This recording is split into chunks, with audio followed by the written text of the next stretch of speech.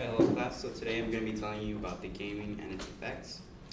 So first off, let's start off with, do you guys have a gaming console in your home? That can be an Xbox, PS4, PC. Okay, good majority of you. Did you know that 4 out of 5 American homes actually have a gaming console? And did you also know that there's 200 million gamers worldwide that play video games? Whether again that's Xbox, PS4, Wii, Nintendo, etc.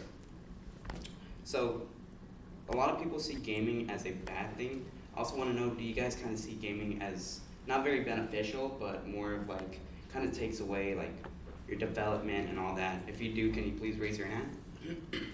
That's good. Majority of you guys don't see that. But actually, if you ask a lot of people, a majority of people say that it does actually take away from a child's development.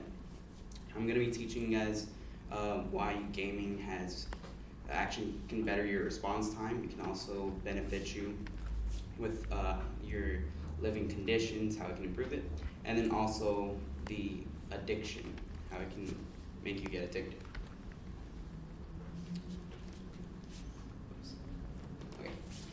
So for the response time, Bolivar, she released an article back in 2011 that showed that with her test subjects that their response times were very fast. Compared to other people, their response times, they were able to track an object 7 times faster than that of a person who can track an object around 3 times as fast. So right there's that 4 times percentage gap that a gamer has over a person.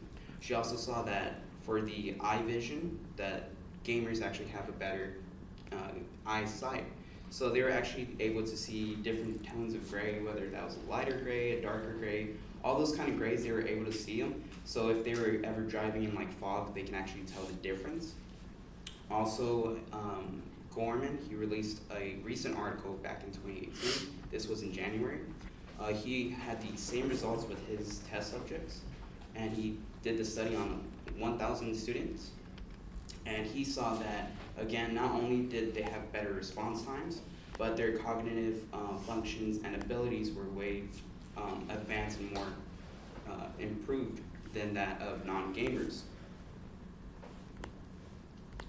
And then now for the improved living.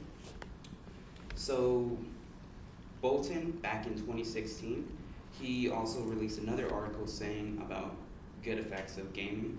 And one of them was that gamers who played video games had a lower stress level, their depression was way down from when he first had the test subjects, and they were a little bit more happier. When he did the study on test subjects, he did it on around 500 students of his, and he saw that, again, better improving of that. Then there was also another study back in 2009 from Rochelle, I believe that's her name, or Ronell. So Ronell also did the same kind of study, and she saw that the depression rates was low, and not only that, but for her students, she also saw a 1.88% success rate in tests compared to those that didn't play video games.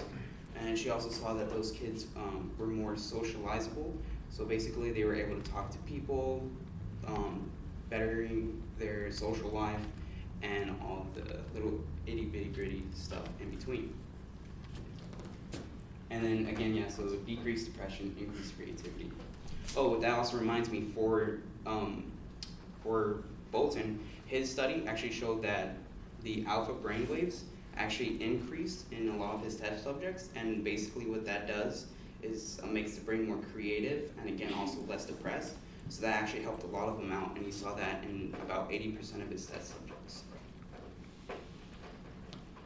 So now for the gaming addiction, which is the most common thing that people think about when they see kids that play over the average of 3 hours a day. So gaming addiction, it's not as common as you guys would think. Again, there's 200 million gamers worldwide that plays video games. And in Korea, they have around less than 250 cases of game addiction. But then again, that's just going over the average hours of 3 hours, so you can't really compare a hardcore gamer to a game addicting gamer, because they don't take into effect the like a person who plays a little bit over the average. The author Raul from 2006, he released an article saying, which he did in conjunction with Kimberly, but it's a separate article. He said about how when you take the games away from a game addict, they have withdrawals, kind of the same as a person who does like cocaine, drugs, drinking. They get really aggressive, violent. They also tend to like cry and stuff. And yeah, so when he did that, he released that, but that was back in 2006 with Kimberly Young. And then she did her own separate article in 2015. And again, same person, Kimberly. And she saw the same exact things, but she saw a little bit more of the depression side. She also saw anxiety. On top of that, she also saw that they kind of had a little bit more of like a suicidal kind of thing and like negative effects on the body. But if you saw again on the 2018 research from how it improves your life, it kind of contradicts each other. So to sum it all up, I told you guys about how it improves your response time. I also taught you guys how it betters your living conditions and also how it can lead to an addiction and what effects that addiction has. If you guys want to learn more about this, you can check out this video on TED Talks. It's on YouTube. It's very good. Actually has one of the researchers I listed. Her name is Bolivar. She's on there doing her, talking about her research. So you can check that out. It's on YouTube. And also, if you guys want to check out like just regular gamers and see their Q&As, you can just check out YouTube's gaming little section. And yeah, so thank you guys and have a nice day.